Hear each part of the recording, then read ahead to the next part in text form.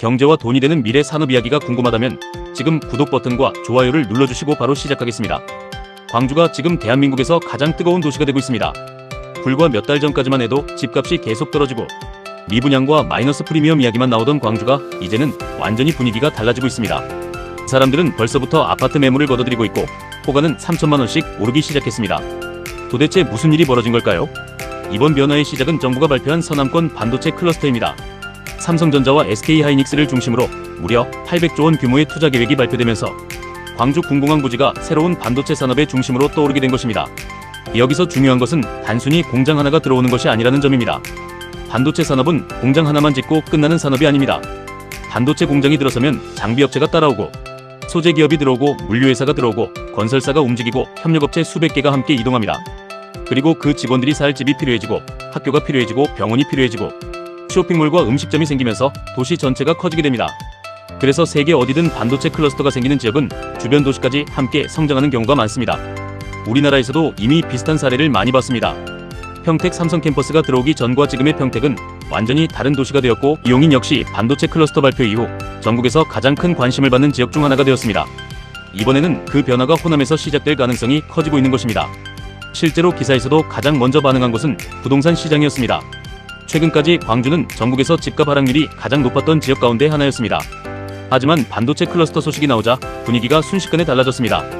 분양권 마이너스 프리미엄이 사라지고 매물을 걷어들이는 집주인이 늘어나고 호가는 최대 3천만 원까지 오르고 있다는 이야기가 나오고 있습니다. 여기서 흥미로운 점은 사람들이 가장 먼저 주목하는 지역이 군공항 바로 옆이 아니라는 것입니다. 많은 전문가들과 현지 공인중개사들은 오히려 상무지구와 봉선동 그리고 첨단지구를 가장 유망한 지역으로 보고 있습니다. 왜 그럴까요? 공장이 있다고 해서 바로 옆에서 사는 것은 아니기 때문입니다. 사람들은 출퇴근이 가능하면서도 생활환경이 좋은 곳을 선택합니다. 좋은 학군이 있고 대형마트가 있고 병원이 있고 문화시설이 있는 곳을 선호합니다. 이 현상은 평택에서도 똑같이 나타났습니다. 삼성공장 바로 옆보다 생활 인프라가 잘 갖춰진 지역의 가격이 더 크게 오른 사례가 많았습니다. 광주 역시 같은 흐름이 나타날 가능성이 있습니다. 상무지구는 이미 광주의 대표적인 신도심입니다. 기업과 상업시설이 밀집해 있고 교통도 편리합니다. 반도체 기업 직원들이 가장 선호할 가능성이 높은 지역으로 꼽히고 있습니다. 봉선동은 광주의 대치동이라는 별명이 있을 정도로 교육열이 높은 곳입니다. 만약 삼성이나 SK 임직원이 가족과 함께 이주한다면 자연스럽게 학군이 좋은 지역을 찾게 될 가능성이 높습니다. 그리고 첨단지구는 이미 반도체 산업과 가까운 입지를 가지고 있습니다. 실제로 최근 청약 경쟁률도 크게 높아졌고 분양권 분위기도 완전히 달라졌습니다. 하지만 여기서 투자자들이 반드시 알아야 할 부분이 있습니다. 지금 분위기가 좋아졌다고 해서 당장 모든 것이 완성되는 것은 아닙니다. 오히려 지금부터가 진짜 시작입니다. 반도체 산업은 투자 발표와 실제 생산까지 시간이 굉장히 오래 걸립니다. 공장 부지를 확보하고 설계를 하고 환경 영향 평가를 하고 장비를 들여오고 라인을 구축하는 데만 수년이 걸립니다. 특히 이번 사업은 군공항 이전이라는 초대형 과제도 함께 해결해야 합니다. 군공항 이전은 단순히 활주로 하나 옮기는 문제가 아닙니다. 국방부와 지방자치단체, 주민, 환경, 예산, 교통망까지 수많은 문제가 동시에 얽혀 있습니다. 그래서 지금 가장 중요한 것은 정부의 실행력입니다. 발표는 누구나 할 수 있습니다. 하지만 실제 착공까지 이어지는 것이 가장 어렵습니다. 반도체 공장 하나를 짓는데도 수많은 변수들이 발생합니다. 기사에서도 GIST 반도체공학과 교수는 학교 안에 작은 반도체 시설을 짓는 것조차 설계 변경과 예산 문제, 장비 단종 등 여러 문제가 발생했다고 이야기했습니다. 그런데 국가 단위의 초대형 클러스터라면 얼마나 많은 변수들이 생기겠습니까? 그래서 이번 사업은 정부와 기업이 끝까지 추진할 의지가 가장 중요한 핵심 변수라고 볼 수 있습니다. 또 하나 눈여겨봐야 할 부분은 지역 경제입니다. 광주는 오랫동안 제조업 기반이 약했습니다. 기아자동차를 제외하면 대형 산업단지가 많지 않았고 청년들은 좋은 일자리를 찾아 수도권으로 떠나는 것이 일반적인 현상이었습니다. 이번 반도체 클러스터가 성공적으로 조성된다면 이 구조가 바뀔 수도 있습니다. 좋은 일자리가 생기면 청년들이 남게 되고 소비가 늘어나고 창업이 증가하고 지역 기업들도 성장할 수 있습니다. 이것이 바로 산업이 도시를 바꾸는 방식입니다. 하지만 여기에도 해결해야 할 숙제가 있습니다. 많은 시민들이 공통적으로 이야기한 부분이 있습니다.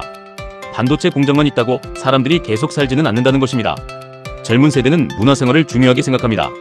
콘서트가 열리고 쇼핑할 곳이 있고 아이를 키우기 좋은 환경이 있고 즐길 수 있는 문화시설이 있어야 합니다. 아무리 연봉이 비슷하더라도 수도권과 지방을 선택해야 한다면 아직까지는 수도권을 선택하는 사람이 더 많습니다. 결국 광주가 진짜 반도체 도시로 성장하려면 산업뿐 아니라 문화와 생활 인프라까지 함께 발전해야 합니다.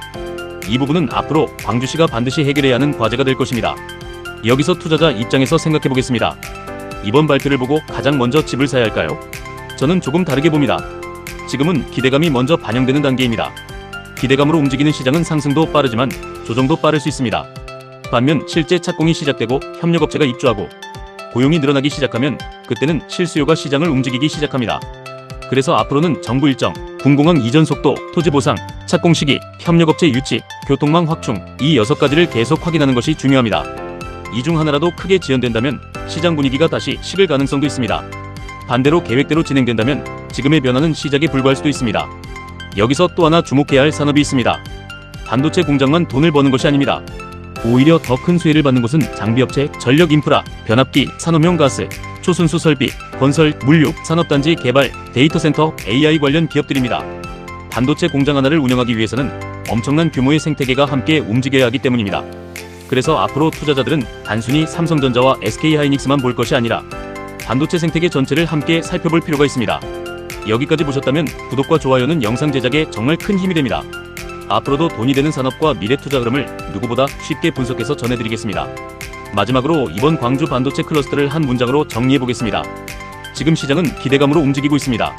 하지만 앞으로 몇 년 동안 정부의 실행력과 기업의 투자 속도가 실제로 이어진다면 광주는 단순히 지방도시가 아니라 대한민국 반도체 산업의 새로운 축으로 성장할 가능성이 충분합니다. 물론 아직 해결해야 할 과제도 많습니다. 군공항 이전, 생활 인프라 확충, 문화시설 확대, 청년 정착, 교통망 개선, 협력기업 유치까지 모두 성공해야 진정한 반도체 도시가 완성될 수 있습니다. 이번 프로젝트는 단순히 광주의 집값이 오르는 이야기가 아닙니다. 대한민국 산업 지도가 다시 그려질 수도 있는 거대한 변화의 시작입니다. 앞으로 광주가 평택과 용인을 잇는 새로운 반도체 도시가 될지 아니면 기대감에 그칠지는 앞으로 몇 년이 결정하게 될 것입니다. 앞으로도 가장 빠르고 가장 깊이 있는 경제와 투자 이야기를 계속 전해드리겠습니다. 구독과 좋아요는 영상 제작에 큰 힘이 됩니다. 시청해주셔서 감사합니다.